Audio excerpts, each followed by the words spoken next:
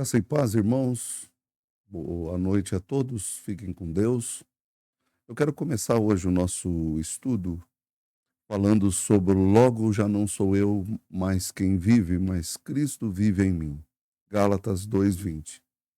Nós temos orado por várias pessoas e queremos agradecer aí a cirurgia da Karen, queremos agradecer também a vida da Denise, que Deus possa estar abençoando essas vidas preciosas.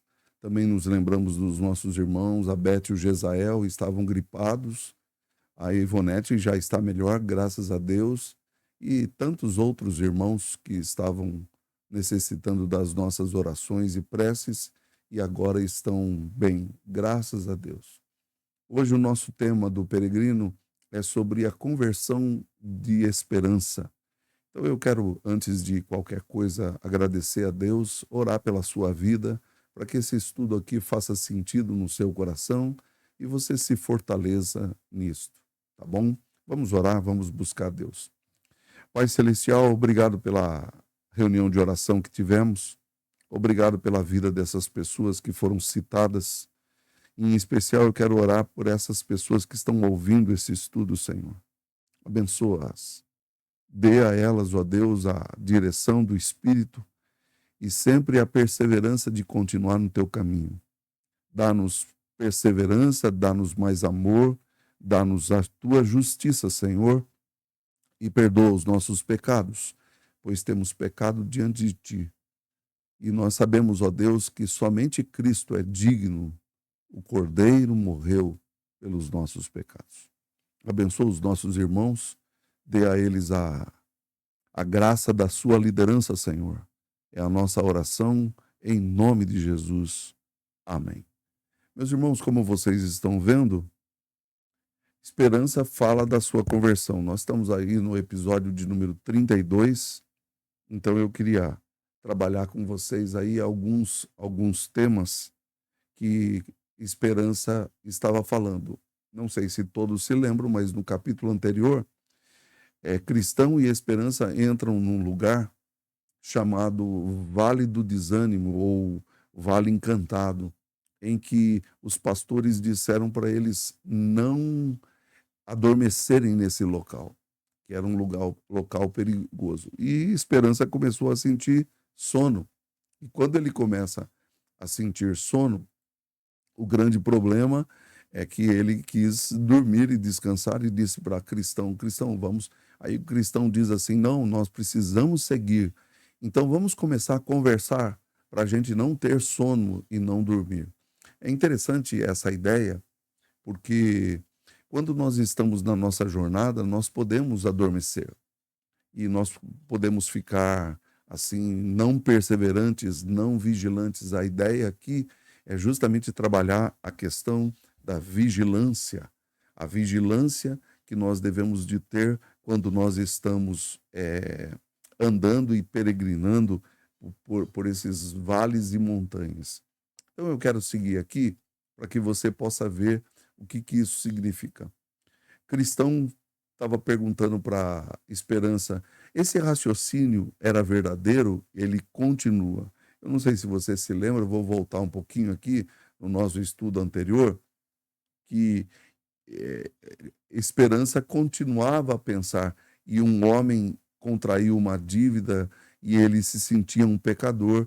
Pensei desta maneira, por meus pecados, contraí uma grande dívida para com Deus e a minha atual reforma ou transformação não poderá liquidar aquela conta, de modo que, apesar de todas as minhas emendas, tenho de pensar constantemente na reforma, porque hei de livrar-me da condenação em que incorri por minhas transgressões anteriores. Então, esse é o contexto. Agora vamos ver o que Cristão diz. Cristão pergunta: esse raciocínio que você tinha era verdadeiro? Continua a esperança.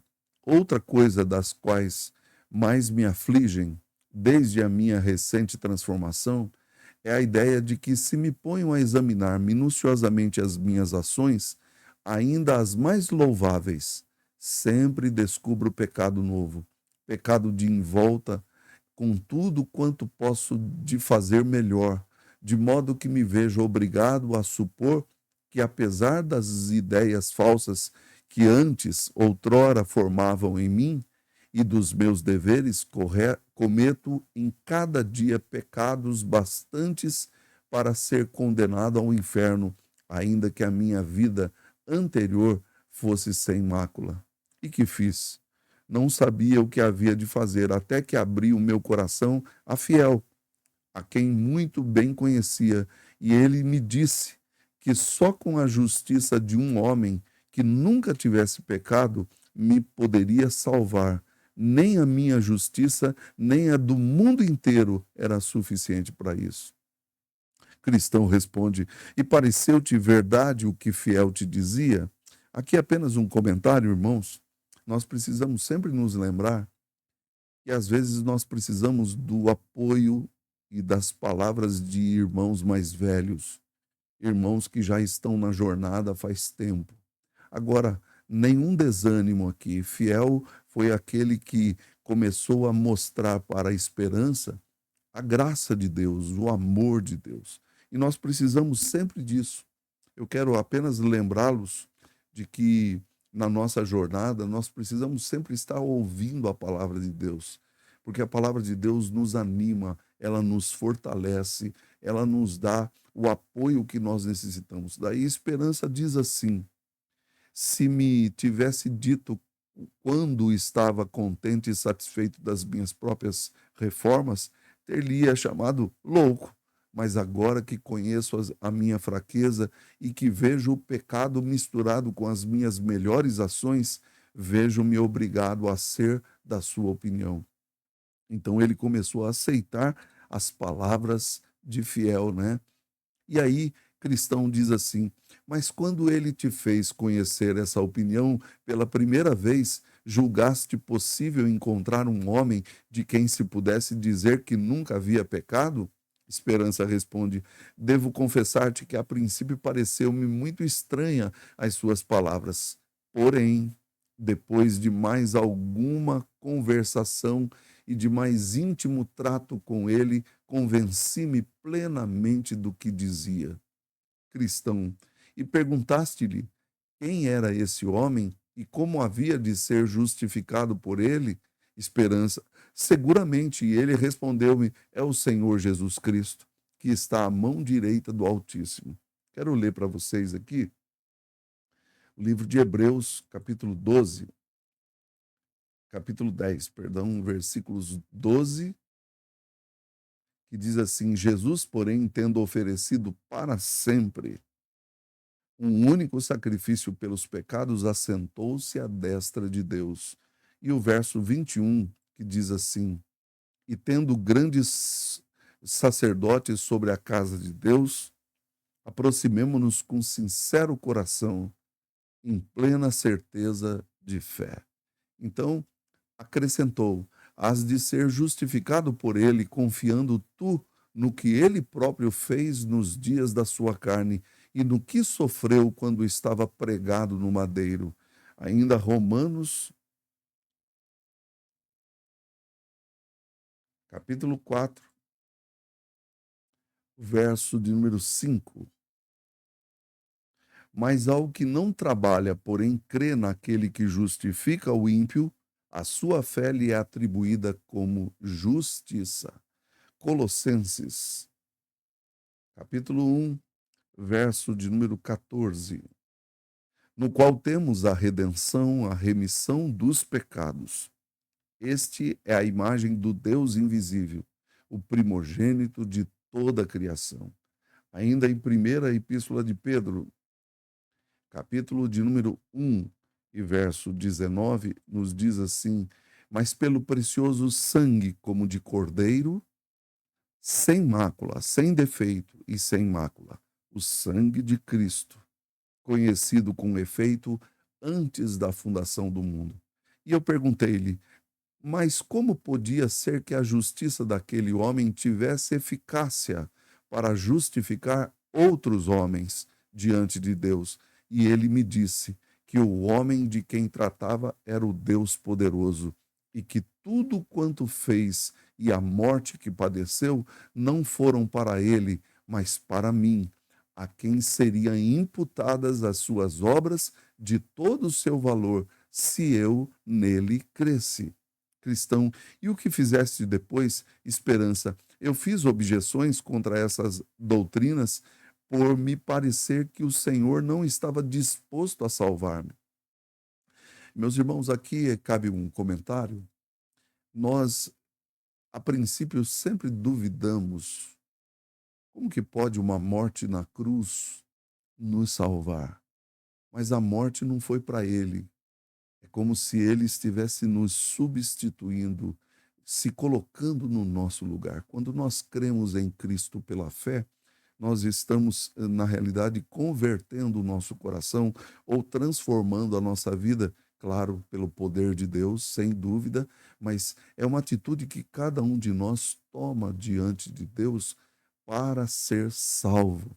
E aí, Esperança fez algumas objeções contra essa doutrina.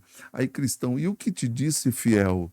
Esperança diz: disse-me que me dirigisse a ele e me convenceria do contrário. Resisti e disse que isso seria presunção da minha parte, mas Fiel desfez a objeção, recordando-me de que Jesus disse: vinde a mim, todos os que estáis cansados e oprimidos, e eu vos aliviarei. E nisto deu-me um livro para me animar e dirigir-me com mais liberdade, acrescentando que cada jota e cada tio estavam mais firmes naquele livro do que o céu e a terra. Mateus 24, 35. Perguntei-lhe então o que devia eu fazer para me aproximar dele. Ensinou-me que devia invocá-lo de joelhos. Daniel 6,10 diz que Daniel orava todos os dias, 3 vezes ao dia, de joelhos, voltado para Jerusalém. É claro que aqui era para apenas Esperança orar de joelhos e pedir e clamar que devia rogar ao Pai de todo o coração e de toda a alma. Esse texto de Jeremias eu gostaria de ler para vocês. Jeremias 29, versículos 12 e 13. Então me invocareis, passareis a orar a mim, e eu vos ouvirei. Buscar-me-eis, e me achareis quando me buscardes de todo o vosso coração. Que me revelasse o seu filho. Então eu comecei a buscar este Deus, tornei a perguntar-lhe como deveria eu fazer as minhas rogativas, as minhas orações, e ele me disse: olha, e vê-lo-ás assentado num propiciatório, onde permanece todo ano para perdoar e remir os que se aproximam do altar. Êxodo 25, 22, Levíticos 16, 2. Eu não sei se você sabe, mas talvez alguns não sejam cristãos de igreja aqui. No Antigo Testamento havia um propiciatório, era um local onde se matava um animal e ele era oferecido a Deus, o seu sangue era levado na presença de Deus, no Santo dos Santos, e aí as pessoas ficavam aguardando do lado de fora o sumo sacerdote voltar e dizendo: vão em paz, Deus vos perdoou. E aqui esses textos de Números 7 e Hebreus 4,16, esse eu acho que vale a pena a gente ler. Nos diz assim, Hebreus 4,16. Acheguemo-nos, portanto, confiadamente junto ao trono da graça, a fim de recebermos misericórdia e acharmos graça para socorro em ocasião oportuna. Então, sempre nós devemos de voltar a este altar. É isso que Fiel estava dizendo aqui. E expus-lhe que não sabia o que havia de dizer quando me apresentasse na sua presença. E fiel recomendou-me que lhe falasse pouco mais ou menos nesses termos: ó Deus, sê propício a mim, pecador. Faze-me conhecer a Jesus Cristo e crer nele, porque reconheço que se não existisse a sua justiça, ou se não tivesse confiado nela, estaria irremediavelmente perdido. Desculpe. Senhor, ouvi dizer que és um Deus misericordioso e que deste Jesus Cristo, teu Filho, como Salvador. Perdi aqui. Ao mundo, como Salvador ao mundo, e que estás disposto a concedê-lo a um pobre pecador como eu, que na verdade sou pecador. Senhor, aproveita esta ocasião e manifesta a tua graça na salvação da minha alma, mediante Jesus Cristo, teu Filho. Amém. Cristão, e como você fez? Esperança, uma e muitas vezes. Cristão, e o Pai? Revelou-te o seu Filho? Não, em várias vezes. E como procedeste ao ver semelhante coisas? Não estiveste tentado ou tentando abandonar a oração? Esperança, estive 200 vezes. Cristão, e por que o fizeste? Porque cria ser verdade o que fiel me dissera. Isto é, que sem a justiça deste Cristo, nem todo mundo teria poder para me salvar. Portanto, raciocinava assim comigo mesmo: se o deixo, morro. Então prefiro morrer ao pé do trono da graça. Além disto, vinham-me à memória estas palavras: se demorar, espera-o, porque sem falta virá e não tardará. Hebreus 2, 3.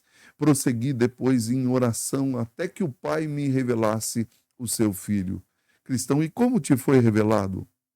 Esperança, eu não o vi com os olhos do corpo, mas com o entendimento.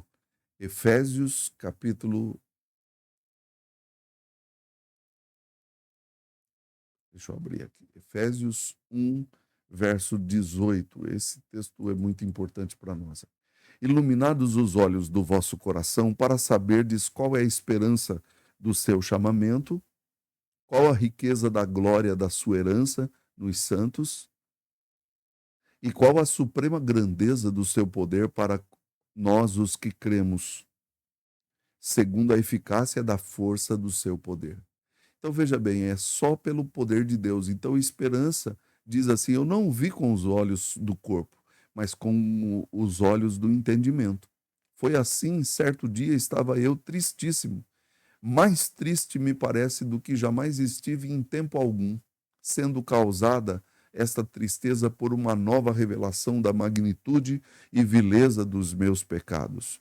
E quando eu não esperava senão o inferno e a eterna condenação da minha alma, pareceu-me ver de repente o Senhor Jesus olhando do céu e dizendo-me: crê no Senhor Jesus Cristo e serás salvo. Atos 16, 31. Mas, Senhor, repliquei eu, sou um grande pecador, muito grande. E ele respondeu-me: basta-te a minha graça. Segundo Coríntios 12, 9. Tornei-lhe eu: mas o que é crer? E reconheci por aquelas palavras: o que vem a mim nunca terá fome, e o que crê em mim nunca terá sede. João 6,35. Quem que crer e ir era tudo a mesma coisa, e que aquela que vai, isto é, aquele que corre em seu coração e em seus afetos pela salvação de Cristo, é o que realmente crê em Cristo. Umedeceram-se os meus olhos de lágrimas. E continuei a perguntar: mas, Senhor, pode na verdade um pecador tão grande como eu sou ser aceito e salvo por ti? E ele respondeu: aquele que vem a mim de modo nenhum lançarei fora. E eu disse: mas, Senhor, que ideia hei de eu fazer a teu respeito ao chegar-me a ti, para que a minha fé seja perfeita? E ele me disse: Jesus Cristo veio ao mundo para salvar aos pecadores. 1 Timóteo 1,15. donde concluí que devo achar a justiça em sua pessoa e a paga dos meus pecados no seu sangue. Que o que ele fez obedecendo à lei de seu pai e submetendo-se à penalidade dessa lei, só o fez por aqueles que aceitam a sua salvação e lhe agradecem. Então o meu coração encheu-se de alegria, os meus olhos de lágrimas e os meus afetos expandiram-se em amor ao nome, ao povo e aos caminhos de Jesus Cristo. Cristão, isso foi, na verdade, uma revelação de Cristo à tua alma. Dize-me agora, quais os efeitos que produziu no teu espírito? Esperança fez-me ver que todo mundo, apesar de toda a própria justiça, existe em estado de condenação. Que Deus Pai, posto que seja justo, pode justificar com justiça o pecador e a pecadora que a ele vem. Fez-me envergonhar da minha vida anterior e humilhou-me, fazendo conhecer e sentir a minha própria ignorância. Porque até então nunca viera ao meu coração um único pensamento que de tal modo houvesse revelado a formosura de Jesus Cristo. Fez-me desejar uma vida santa e anelar por fazer mais alguma coisa para a honra e glória do nome do Senhor. Chegou a parecer-me que, se tivesse 1000 vidas, de bom grado as perderia por amor de Jesus. Meus irmãos, estamos chegando aqui ao final do nosso estudo. E agora você vai ver no capítulo 19, vai aparecer o ignorância de novo. Ele aparece no caminho e ele já se apresentou uma vez. Mas eu quero concluir aqui. Talvez alguém esteja olhando todo esse estudo e ouvindo essas palavras.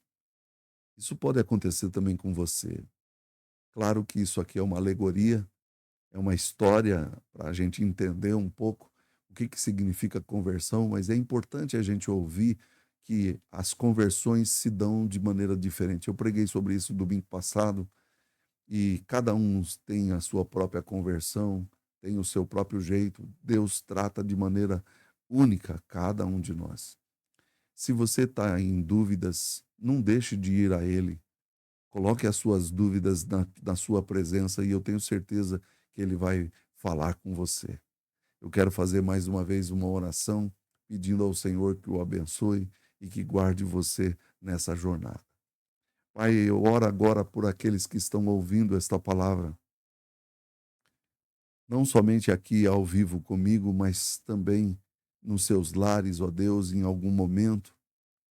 Fala com eles, ó Deus, que o teu Espírito abra o coração e coloque dentro dessas pessoas, e como o Senhor colocou no meu coração e no coração de Esperança e de tantos outros cristãos, ó Deus, o desejo de te amar, o desejo de andar contigo, o desejo de praticar a tua palavra. Obrigado por essa hora. Abençoa-nos, ó Deus, ainda nesta noite. Guarda-nos de todo mal. É a nossa oração em nome de Jesus. Amém. Fiquem com Deus. Eu saúdo a todos os irmãos e irmãs que estão aqui conosco sempre. Obrigado pela sua presença. Eu não posso ver aqui, mas que Deus os abençoe e as abençoe. Em nome de Jesus. Uma boa noite a todos, irmãos.